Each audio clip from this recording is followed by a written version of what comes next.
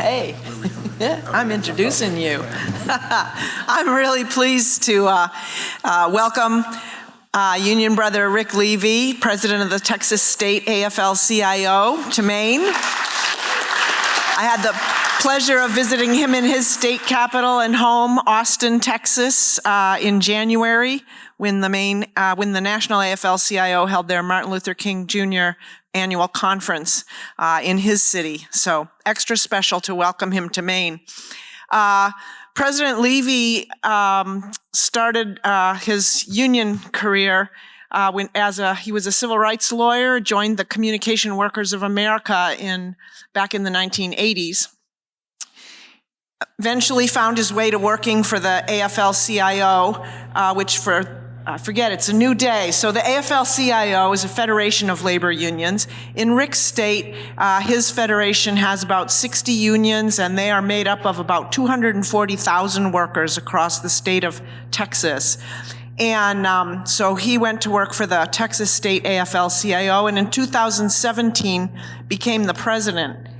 And while he's been the president, he's been able to advance or broaden or introduce some really important projects, including the Texas AFL-CIO Citizenship Program, the Texas AFL-CIO Racial Justice Task Force, the Texas AFL-CIO Women's Committee, and the Texas Climate Jobs Project. We have, from Maine, have followed his progress. He was moving into that space formally a bit before we were, and so we've had the advantage of being able to reach out and consult about decisions. How did he decide? What did he decide that have helped to guide us as we've built the labor climate work here in Maine? So that's been a really important, Rick's leadership has been important even for us here in Maine. And just really pleased to be able to welcome him here. And I want to say that in his work, he faces a challenge that's different from us in Maine in that Rick leads a federation of unions in an energy-producing state. So right where, as we've been talking about, the rubber really hits the road between the workers who already have jobs producing energy, that we're also looking at, can we continue to produce energy this way? So Rick is right in the heart of it, doing really good work. Really pleased to have him here to talk to us.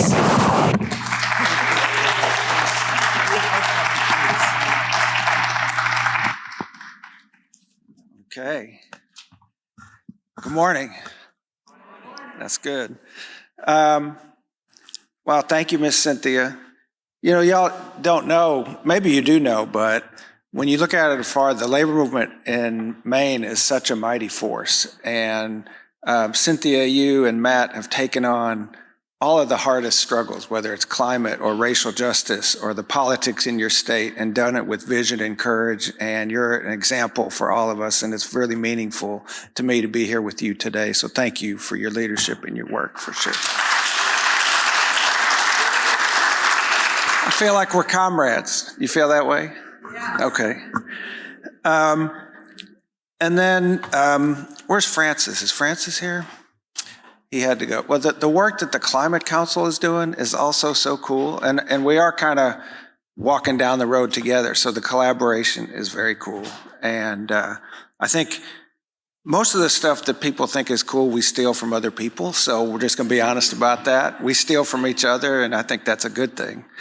And thank you for having us and bringing this conversation together. This is like what I want to do we're going to do one in Texas to bring folks together like this, to have these conversations that, like this morning was fascinating. Yesterday, the folks from the Climate Job Center, the Institute, the workshop that they put on. I mean, I've been here just a little bit and I've already learned so much just by being here. So thank you for creating the space. And then to Katie, is Katie here? Katie, schools, there we go. Hey, just like your energy and bringing this all together and pursuing your vision of what this could look like. Thank you so much for all your work and your kindness and making me be here. I really appreciate it. So,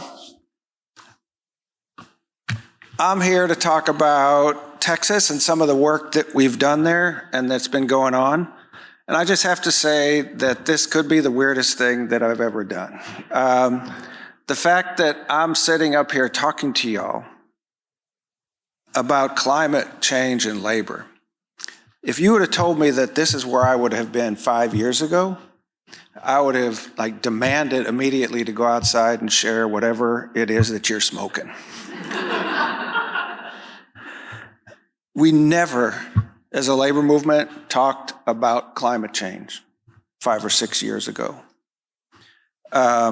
And that path from where we were then to where I am today is what I want to talk about. And maybe we can figure out some lessons together to kind of think about what the implications are about that for our respective movements, and particularly as we live under the regime that we currently live under.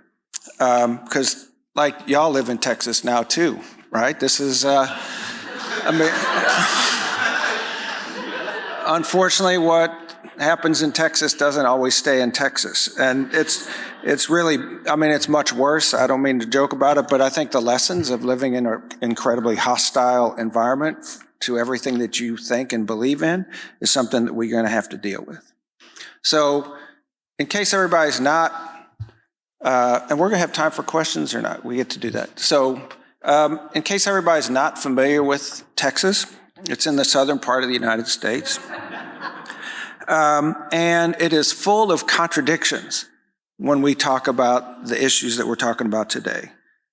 Texas is definitely ground zero when it comes to climate change in this country.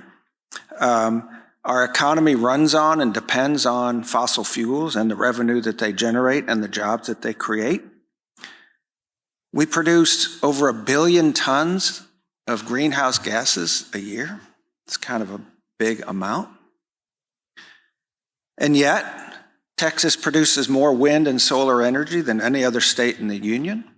Has generated almost double the amount of wind and solar power that even California has generated from wind, utility, and small-scale solar. Despite the fact that the Texas state government does everything it possibly can to block the development of renewable resources. And when I say affirmatively block it, I mean it. In our current legislative session where we're at now, there are reams of proposals that would eliminate the progress that we've made, outlawing connections to offshore wind, imposing new siting restrictions on solar, punishing companies that take environmental impact into account in their investment decisions. That's the government that we face, despite the fact that renewables have become such an important part of our portfolio. Texas calls itself the energy capital of the world, yet we struggle to keep the lights on when hot or cold weather hits because of the deregulation of our electricity market. Texas is an incredibly wealthy place. If Texas were a country, we would rank 8th in the world in terms of GDP. But we have epidemic levels of poverty. We have the harshest working conditions. We're a right-to-work state. We have less than 5% union density. We have the highest level of workplace fatalities. We're the only state in the country that doesn't even require employers, even in the most dangerous occupations, to have workers' compensation insurance for their employees. Contradictions. And so it's in that realm that we come to this question of climate change. And it was not on our radar as a movement. Well, I shouldn't say it wasn't on our radar. It was kind of worse than that. I recall, in the 1990s, and this happens. There was a proposal to build a really horrible radioactive waste dump in Texas. And I remember that the construction trades in Texas took a very vigorous pro-building of the waste dump position. And when the head of the building trades was asked, what are you doing? This is horrible. Has anybody ever been to Texas? Anybody ever been to Austin? Okay, so we have this beautiful little spring-fed swimming pool called Barton Springs. It's like the crown jewel of the city. It's the battle where all the environmental struggles in Austin took place. And the leader of the building trades famously said, "I'd support building a whale rendering plant on Barton Springs if they would build at Union." So that's where we were. But we also dealt with it because jobs and communities were literally abandoned in this climate transition. And we've had, a coal mining industry that was decimated, and nothing was done to support the workers in those communities. And whole communities just basically died when those major economic drivers were closed. And we had, so very skeptical of environmental groups, very interested in jobs. So basically, we were right where the industry wanted us. So what changed? Two things changed. One is, it kind of got hard to deny that climate change was an issue. Storms kind of were happening. Major floods were happening. People's lives were upended. And everybody knew in our minds that climate change was real and that something was going on that had to be addressed. And then the second thing that happened was we had a pretty big fight. And it was a fight that led to a process that I think has completely repositioned our labor movement in our orientation towards climate change. And it's a story of a struggle of learning and working to build a movement that's capable of doing what's necessary not only to address the climate crisis, but also the crisis of economic inequality, racial inequality, and the growing powerlessness of workers in our overall economy. And this morning, Matt, when you talked and when our previous panelists talked, this is all the same struggle that we're dealing with here. I think that there's a lot going on where we're connected. So it started with this little fight. The skirmish, the first skirmish happened about 6 years ago when a young IBEW brother decided that he was going to bring a resolution to our convention in support of the Green New Deal. There was no, that was a good idea, he thought. And it wasn't going to be very well received. So we had a process where we had a conversation. The folks from the IBEW kind of intervened and headed that little skirmish off at the pass. But that was like the first time where there was a real conversation starting on the horizon about what climate change meant for the labor movement. And then the second thing that happened was kind of the main event. And so what happened was, in the labor movement, here's how we decide to support different candidates.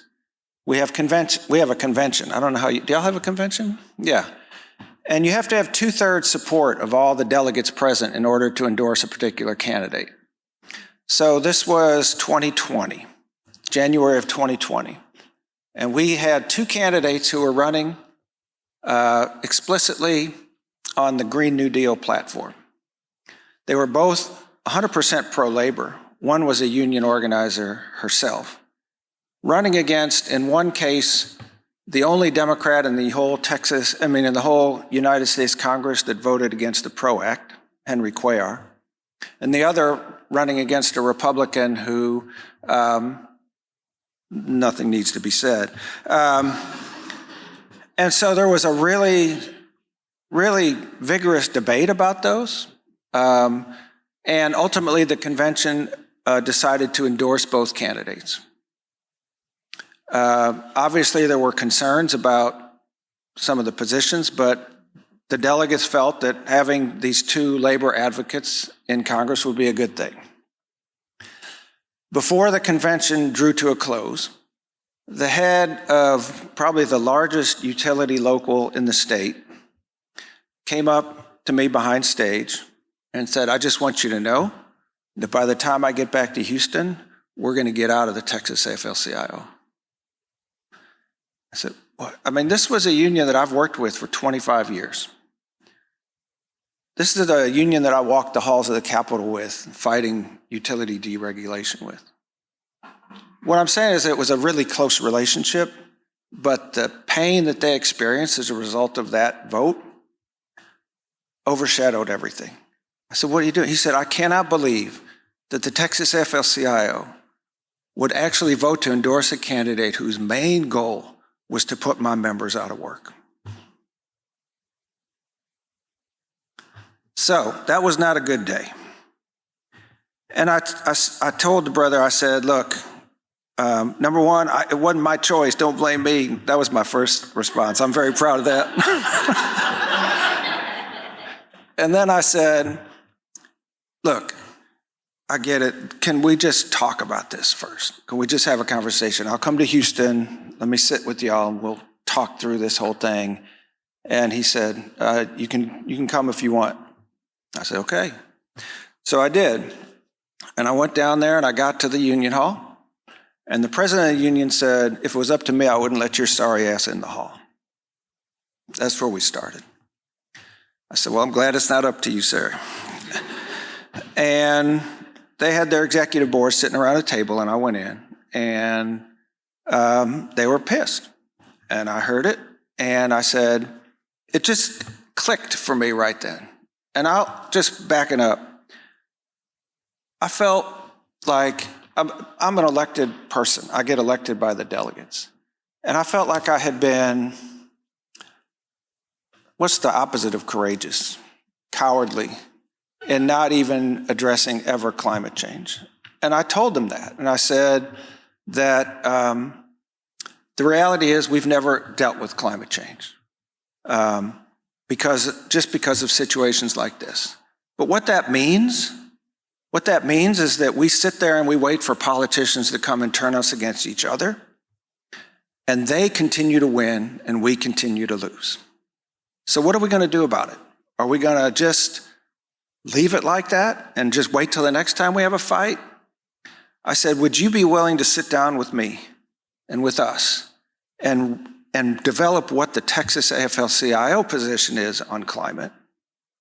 And we'll take that to the politicians and we'll say, do you support us or not?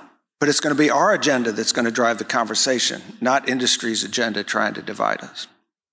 And they agreed to be part of that process, which I thought was amazing. I felt really good. And so I got back in my car and drove to Austin, and I said, oh shit, what do we do now? But luckily, I got hooked up with the folks from the Climate Jobs Institute, and we put together a plan to actually do what we talked about doing. And I did one-on-ones with all of the major unions and asked them to be part of this process. And everyone agreed to do it. We had plumbers and pipe fitters, we had electricians, we had refinery workers, we had government workers who worked for the EPA, we had teachers, we had service employees, we had laborers, we had pipeline workers, we had state employees, all agreed to undertake this project together. And through the expertise of the Climate Jobs Institute, we met for over the course of a whole year, and we learned together about what climate change was, what the imperatives were that we had to face to survive as a planet, what was going on in our economy that would give us, the path of what we needed to do going forward. And I'm telling you, these conversations were the most amazing thing I've ever been part of. I remember the steel workers who were there. The steel workers represent the folks in the refineries. And the steel worker there said, we need to have this conversation with all of our members.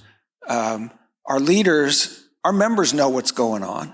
They work in the refineries, they know what's happening, but there's no process to take them from their fear of losing their jobs to what can happen. And our leaders are too afraid to say anything because they think if they say anything at all, they're going to get screwed. We need to educate all of the people about all this stuff. I thought that was amazing.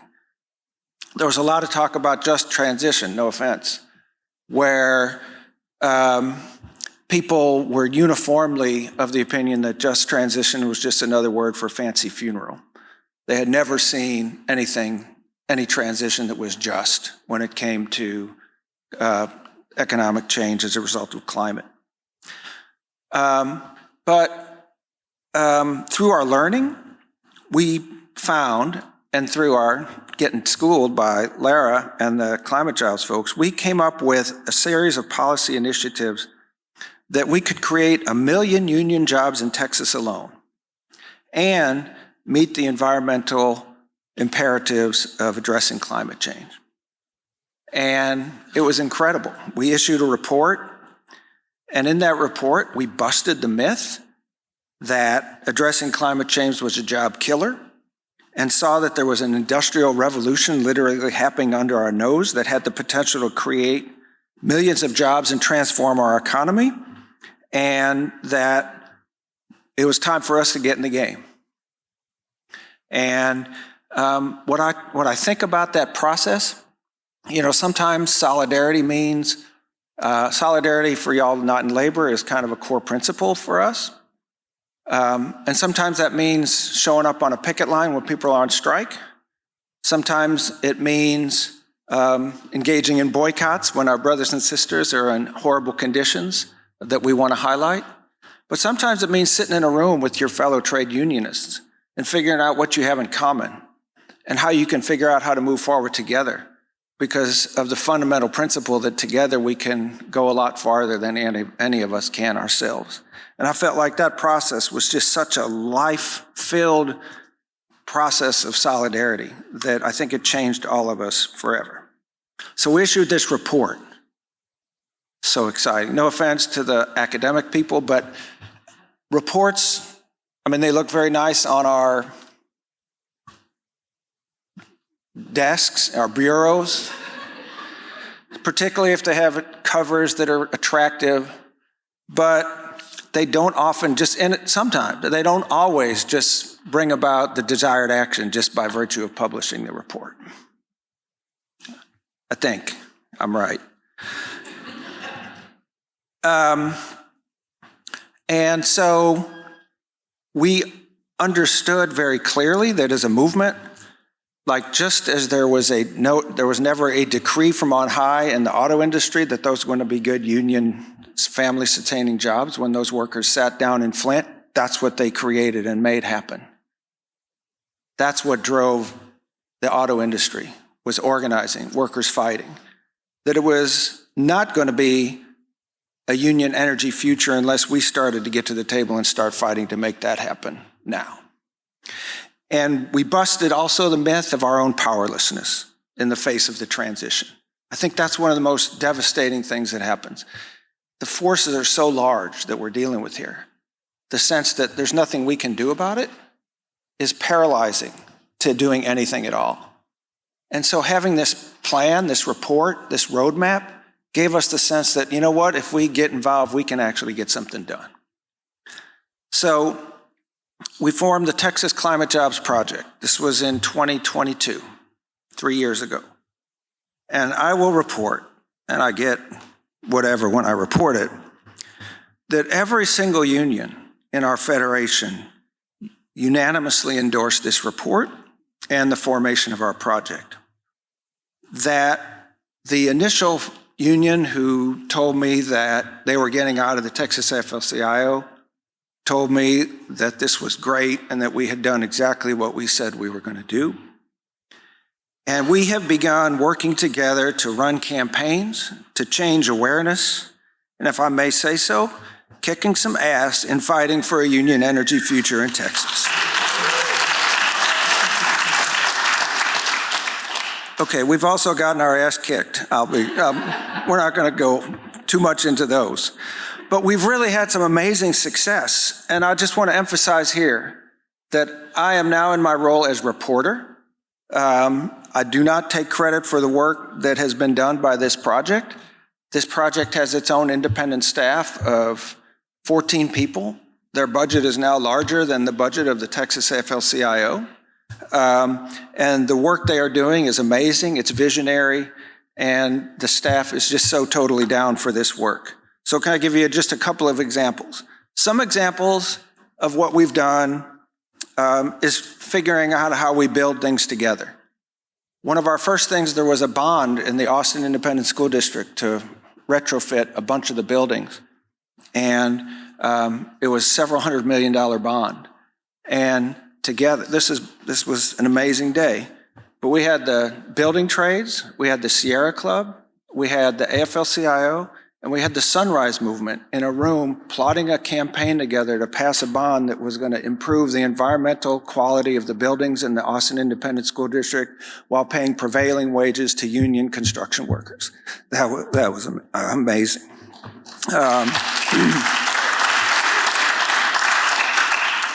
We're able to win labor standards for all power purchase agreements from the Austin Energy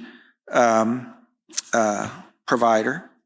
We were able to get the strongest labor standards in the country on the $250 million Solar for All grant that the Harris County and counties across the state of Texas applied for through the EPA, where there's literally a project labor agreement on every dollar that's spent building out that solar capacity in Texas. We were able to work with the Green Bank to get an agreement to build out solar capacity in HBCUs, not only in Texas, but across the country. And we were able to get a seat on the board of that bank to enforce an agreement that we're able to get with them that all agreements over a certain size would have labor standards on every dollar that they lent. So that was also a really cool thing. That kind of leveraging growth through public resources. Sometimes, so there's an example of some of the things we build. Sometimes we fight the same people that we always fight. One of our first fights was Exxon. At the time, they were locking out the steelworkers in Port Arthur, Texas. We're seeking to be the lead grantee for Harris County in Houston on developing a carbon capture project. And we worked with the steelworkers and we mobilized and we were able to defeat, to get the county commissioners to actually rescind their invitation to Exxon and tell them that until they started treating the steelworkers right, there was going to be no relationship between them and Harris County, which I thought was a really important thing too. And then, we're fighting with those same companies on the hydrogen hub to try and make sure that there's labor standards there. We were trying to, before offshore wind wasn't a thing anymore, we were trying to make sure that was, had labor standards. So those kinds of fights continue to happen, and the Climate Jobs Project is right in it. We're also looking for ways to continue to organize. And yesterday at the workshop, we talked about some of this, where bringing unions, philanthropy, and academia together to support worker organizing, which frankly is the only thing that's ever going to change the politics in our state, is more union members. But we did a survey of solar workers across the state. We talked to more than 1,000 workers. We identified one major solar manufacturer, which had over 1,600 employees, where we did surveys through some really creative stuff. And we were able to map the entire workplace and turn that information over to steelworker organizers who are now organizing a campaign, which would be the first solar manufacturer in the South to be organized. So we're really, really excited about that. And then one other thing I know y'all are talking about, we have a whole workforce development arm, and it's really important in terms of connecting workers and community. We have a pre-apprenticeship program that we run, our Career Pathways program, where we take folks who traditionally haven't seen themselves as part of the construction trades and providing free of charge with financial support. This 3-week program where we connect them to apprentices. We've run classes in Houston, in Austin, and in Dallas now, and we'll continue to run them across the state. We've got now developing contractual relationships with different economic development authorities, where the Texas Climate Jobs Project is going to actually be connecting workers to these new clean energy jobs. And it's been a great way to do it with the community, because when we get the grants to do this, part of the grants go to the community organizations who then do the door-to-door canvassing to find people who are interested in being part of this program. And then we actually deliver the training and the services to them. So it's a kind of a win-win in terms of building careers for the future. And then finally, we do crazy shit. Like we've started our own solar business, and we've purchased land in West Texas, where we're going to be installing our own union-made, union-built, union-operated solar farm, and then being able to take the income from that and use it to fund our ongoing work. So that's a really fun. I can't wait to do that. So it's like it's taking the energy and the labor movement, focusing it on building a new energy future and building out our ability to organize and our ability to do this work. It's also changed the dialogue in the labor movement. Not that it's always been rainbows and unicorns, but I think we've developed a really shared understanding and vision of the work. And we understand the need to build this new energy future. And we understand it's going to happen either with us or without us. And so it better be with us. And then I think a lot of people here are more from the environmental side of the thing. So can I just talk about that for 1 second? We're starting to really change our relationships with the environmental groups as well. We have a very bad history in Texas of unions being used as pawns against environmental measures, like I told you, motivated by fear of the loss of jobs. Exacerbated by an environmental movement that saw workers as a problem and didn't engage with us in addressing solutions, and were tone deaf to the impact on working people of the solutions they devised. Example, shortly after we started our work, we were going to be on a panel with some environmental groups about building solar, getting public entities to commit to building solar. And we were talking about labor standards and how important that was. And the environmental representative on the panel told us, he said, look, we're neutral on this labor standard stuff. We just want to see more solar built. And we're like, we're not on the same team. We're not, and we told the organizers, you can either have us on the panel or them on the panel, but we're not on the same team here. And just educating people that to build the kind of support we need to do the environmental work we need to do, you have to have workers at the table. Otherwise, you'll never win. So we've built alliances and new understandings among environmental groups. And this is a really important part of the work. We have provided a kind of a one-stop shop for government, policymakers, academic, funders, whoever. If they want unions to talk to come to the table around environmental stuff, they know now where to come. They can come to us and we can connect them with the kind of labor folks that they need to be talked to. And then finally, I think our work has real lessons for this new administration. They claim working class support. They claim they're the party of workers now. And I think that if there was ever a time for labor to lead in this area of the fight against climate change, it's now is the time for us to demonstrate what real working class-based solutions are. That we have to lead this fight against climate change. We have to put our members and our members' stories at the very heart of it. And we have to organize like our future depended on it, which it does. So just like now in DC, I always get jealous of Cynthia and stuff with those laws that y'all pass and how you do it in the state.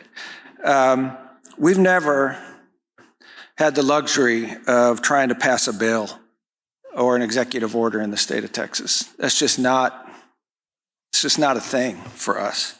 In fact, right now, we're fighting legislation that would outlaw any public entity allowing a private project labor agreement or putting labor standards on any of this money. So, I mean, it's kind of different.